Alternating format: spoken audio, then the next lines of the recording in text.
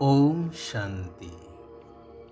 ସର୍ବଗ୍ରହ ଦୋଷରୁ ମୁକ୍ତ କରିଲା ବାଲା ଦୁଃଖହର୍ତ୍ତା ସୁଖକର୍ତ୍ତା ଭଗବାନ ନିରାକାର ଶିବ ପିତାଙ୍କର ଏହି କଲ୍ୟାଣକାରୀ ପୁରୁଷୋତ୍ତମ ସଙ୍ଗମ ଯୁଗରେ ବିଶ୍ୱ ଭାଗ୍ୟ ପରିବର୍ତ୍ତନର ଶ୍ରେଷ୍ଠ କାର୍ଯ୍ୟରେ ନିଜକୁ ସାମିଲ କରୁଥିବା ସମସ୍ତ ମହାନ ତ୍ୟାଗୀ ତପସ୍ୱୀ ଶ୍ରେଷ୍ଠ ଆତ୍ମାମାନଙ୍କୁ ହୃଦୟର ସହିତ ଶୁଭେଚ୍ଛା, ଶୁଭ ଭାବନା, ଶୁଭକାମନା, ସୁପ୍ରଭାତ, ସୁସ୍ୱାଗତ। କଥାରେ ଅଛି, ଶୁଭ କାର୍ଯ୍ୟରେ ବିଳମ୍ବ କରିବା ଅନୁଚିତ। ଶୁଭସ୍ୟ ଶୀଘ୍ରମ୍। ମନ ହେଉଛି ମାଙ୍କଡ଼ ସଦୃଶ। ମାଙ୍କଡ଼ ଯେପରି ଅସ୍ଥିର ହୋଇ ଏ ଡାଳରୁ ସେ ଡାଳକୁ ଡେଇଁ ଡେଇଁ ବୁଲିଥାଏ, ମନର କାର୍ଯ୍ୟ ମଧ୍ୟ ସର୍ବଦା ଇଆଡ଼ୁ ସିଆଡ଼ୁ ଚିନ୍ତା କରିବା। ସେଥିପାଇଁ ମଧ୍ୟ କୁହାଯାଏ କି ଯାହା ଭଲ ଚିନ୍ତା କରିଛ କରିବା ପାଇଁ ତାହାକୁ ତୁରନ୍ତ କରିଦେବା ଉଚିତ। ନଚେତ୍ କିଏ ଜାଣେ ମନ ପରିବର୍ତ୍ତନ ହୋଇଯାଇ ପୁଣି ସେହି କାର୍ଯ୍ୟରେ ବାଧକ ସାଜି ନଯିବ ବୋଲି। ସେଥିପାଇଁ ଭଗବାନ ମଧ୍ୟ କହୁଛନ୍ତି, ମଧୁର ଆତ୍ମିକ ସନ୍ତାନମାନେ ଏହି ଶରୀର ଉପରେ କୌଣସି ଭରସା ନାହିଁ। ତେଣୁ ଯାହା କିଛି ଶୁଭ କାର୍ଯ୍ୟ କରିବାର ଅଛି ତାହା ଆଜି ହିଁ କରିଦିଅ, କାଲି ଉପରେ ଛାଡ଼ ନାହିଁ। କାହାଣୀଟିଏ ମନେ ପଡ଼େ। ଜଗନ୍ନାଥ ଧାମ ପୁରୀରେ ଜଣେ ସେବାଧାରୀ ବୃଦ୍ଧା କୁମ୍ଭାରୁଣୀଟିଏ ରହୁଥିଲେ। ମାଟି ଘଡ଼ି ତିଆରି କରିବାରେ ତାଙ୍କର ବହୁତ ଅଭିଜ୍ଞତା ଥିଲା। ସେ ଏପରି ସୁନ୍ଦର ଘଡ଼ିମାନ ତିଆରି କରୁଥିଲେ, ନ ଦେଖିଲା ଲୋକ ବି ଘଡ଼ିଏ ଛିଡ଼ା ହେଇ ଦେଖିବ।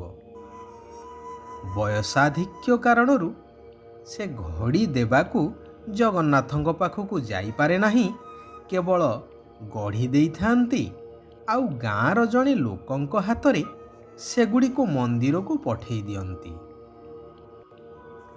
ଯିଏ ପଚାରେ କି ମାଉସୀ, ତୁମେ ମନ୍ଦିରକୁ ଯିବ ନାହିଁ? ବୁଢ଼ୀ କୁହନ୍ତି, କାଲି ଯିବି। ଏହିପରି ଦିନ ପରେ ଦିନ ଗଡ଼ି ଚାଲିଲା। ଯିଏ ଯେତେବେଳେ ପଚାରେ ତାଙ୍କୁ ଏକ ପ୍ରକାରର ଉତ୍ତର ମିଳିଥାଏ, କାଲି ଯିବି। ଶେଷରେ କାଲି କାଲି କହି କହି ଆଉ କାଲି ହେଇପାରିଲା ନାହିଁ କି ବୁଢ଼ୀ ମନ୍ଦିର ଯାଇପାରିଲେ ନାହିଁ, କାରଣ ତାଙ୍କର ଦେହାନ୍ତ ହେଇଗଲା। ଯେଉଁ କାହାଣୀ ଆଜି ମଧ୍ୟ ପୁରୁଷୋତ୍ତମ କୁମ୍ଭାରୁଣୀ ନାମରେ ବିଖ୍ୟାତ ହୋଇ ରହିଛି ଜନମାନସରେ। କଥା କଥାକେ ସେହି ଉଦାହରଣ ଦେଇଥାନ୍ତି। ଜାତିର ପିତା ମହାତ୍ମା ଗାନ୍ଧୀ ମଧ୍ୟ କହୁଥିଲେ, କାଲିର କାମ ଆଜି ଆଉ ଆଜିର କାମ ଏବେ କରିବା ଦରକାର, କାରଣ କାଲିକୁ କିଏ ଦେଖିଛି। ତେଣୁ ଶୁଭ କାର୍ଯ୍ୟ ତୁରନ୍ତ କରି ତାହାର ଶ୍ରେଷ୍ଠ ଫଳକୁ ପ୍ରାପ୍ତ କରିବା ବୁଦ୍ଧିମାନର ପରିଚାୟକ ଅଟେ। ପ୍ରଜାପିତା ବ୍ରହ୍ମାକୁମାରୀ ଈଶ୍ୱରୀୟ ବିଶ୍ୱବିଦ୍ୟାଳୟର ପ୍ରତିଷ୍ଠା ପାଇଁ ଦାଦା ଲେଖରାଜ ନିରାକାର ପରମାତ୍ମା ଶିବ ଭଗବାନଙ୍କର ସାକ୍ଷାତ ବାଣୀ ଶୁଣି ଏବଂ ନାରାୟଣଙ୍କର ସାକ୍ଷାତକାର କରି ଶୂନ୍ୟବାଣୀ ଶୁଣିବା ମାତ୍ରକେ ହିଁ ତାଙ୍କର ନିଶ୍ଚୟତା ଆସିଯାଇଥିଲା। ଅବିଳମ୍ବେ ନିଜର ତନ, ମନ ଆଉ ଧନ ସବୁକିଛି ଈଶ୍ୱର ଅର୍ଥେ ଅର୍ପଣ କରିଦେଲେ। ବ୍ୟବସାୟୀରେ ସେ ଜଣେ ହୀରା ବ୍ୟବସାୟୀ ଥିଲେ। ଅଂଶୀଦାରରେ ବ୍ୟବସାୟ କରୁଥିଲେ।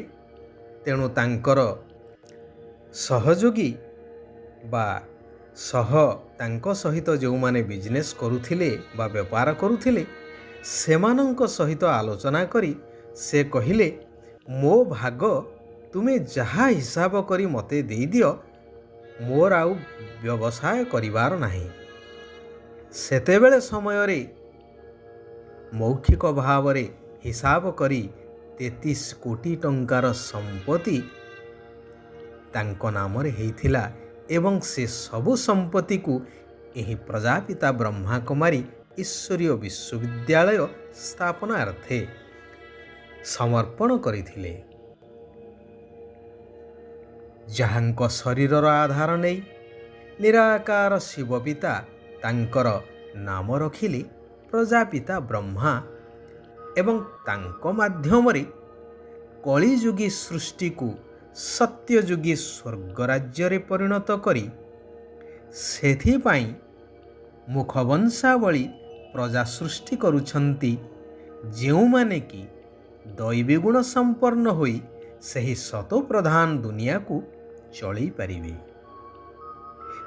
ତେଣୁ କହୁଛନ୍ତି, ଆତ୍ମାଗଣ ଶିବ ବାବାଙ୍କୁ ନିଜର ସନ୍ତାନ କରିଦିଅ, ସେ ତୁମକୁ 21 ଜନ୍ମ ପାଇଁ ମାଲାମାଲ ଅର୍ଥାତ୍ ଧନବାନ କରିଦେବେ।